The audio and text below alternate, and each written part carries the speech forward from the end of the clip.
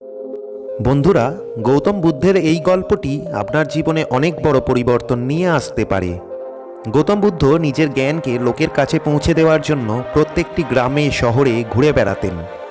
একবার গৌতম বুদ্ধ ওনার কিছু শিষ্যকে সঙ্গে নিয়ে একটি শহরে গিয়ে পৌঁছান, আর ওই শহরের সমস্ত মানুষকে একত্রিত করে তাদের প্রবচন দেওয়া শুরু করেন।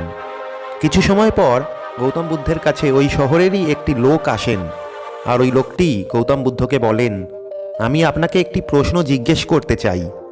গৌতম বুদ্ধ তখন বলেন, তোমার মনে যে প্রশ্ন আছে সেটা তুমি আমাকে করতে পারো। ওই লোকটি গৌতম বুদ্ধকে বলেন, আপনার কথা হাজারো লাখো মানুষ শুনছে। আপনি সবসময় পরম শান্তির কথা বলেন, নিজেকে জানার কথা বলেন, কিন্তু আমার এমনটা মনে হয় না যে আজ পর্যন্ত কোনো একটি মানুষও নিজেকে জানতে পেরেছে বা পরম শান্তি অর্জন করতে পেরেছে। যদি মানুষ আপনার কথা শোনার পরেও পরম শান্তি অর্জন করতে না পারে, নিজেকে জানতে না পারে, তাহলে আপনার কথা শুনে কি লাভ হলো? এরপর গৌতম বুদ্ধ একটু হাসেন আর ওই মানুষটাকে বলেন, তোমার প্রশ্নটা সত্যিই অনেক সুন্দর ছিল। আমি তোমার এই প্রশ্নের উত্তর দেব, কিন্তু সেটা আজ নয়। এই প্রশ্নের উত্তরটা আমি তোমাকে কাল সকালে দেব।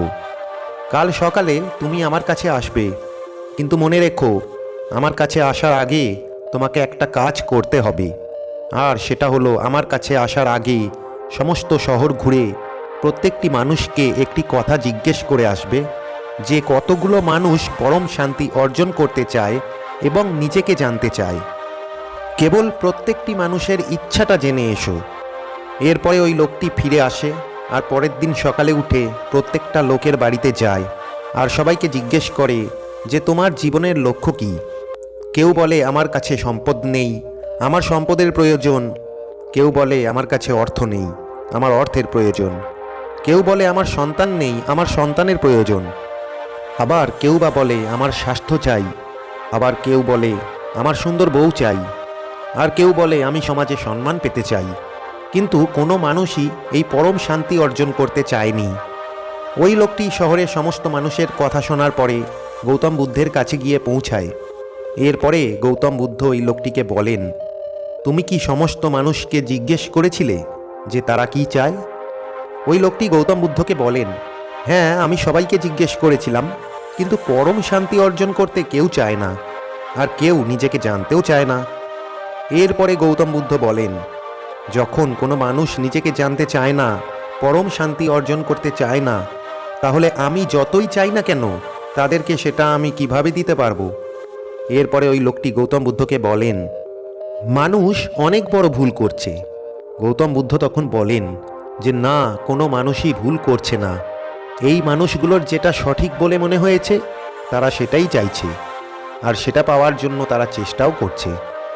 এরপরে ওই লোকটি গৌতম বুদ্ধকে বলেন, এইভাবে তো লোক জীবনের উদ্দেশ্য থেকে পথ হারিয়ে ফেলছে। এই লোকগুলো শেষ পর্যন্ত কোথায় গিয়ে পৌঁছাবে? এর কি কোনো সমাধান নেই যে মানুষ সবাই সঠিক পথে ফিরে আসবে? গৌতম বুদ্ধ হেসে বলেন, এর কেবলমাত্র একটি উপায় আছে। যদি তুমি বুঝতে পারো সঠিক রাস্তা কোনটা, তাহলে তুমি সেই সঠিক রাস্তায় চলো। যদি তুমি এটা বুঝতে পারো যে বাইরে খুঁজে বেড়ানোটা ব্যর্থতা, তাহলে তুমি নিজের ভেতরে খোঁজার চেষ্টা করো। আর যদি তুমি এটা ভেবে বসে থাকো যে সমস্ত মানুষের সেই রাস্তায় চলা উচিত যে রাস্তাটা সঠিক, তাহলে তুমি কখনোই সঠিক রাস্তায় চলতে পারবে না।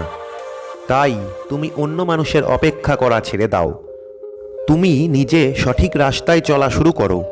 আর যদি তুমি সব কিছু জানার পরেও সঠিক রাস্তায় না যাও, তাহলে তুমিও বাকি মানুষগুলোর দলে চলে যাবে।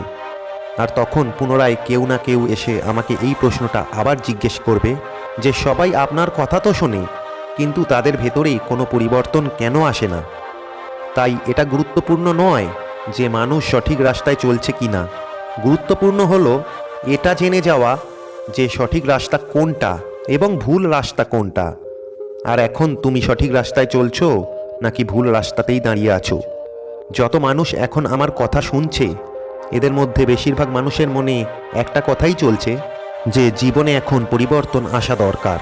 তাহলে আমি আপনাদের সবাইকে বলতে চাই, পরিবর্তন ততক্ষণ পর্যন্ত হবে না যতক্ষণ না আপনি পরিবর্তন হওয়ার সিদ্ধান্ত নেবেন। আর তাই আমি চাই আপনি পরিবর্তন হওয়ার সিদ্ধান্ত নিন।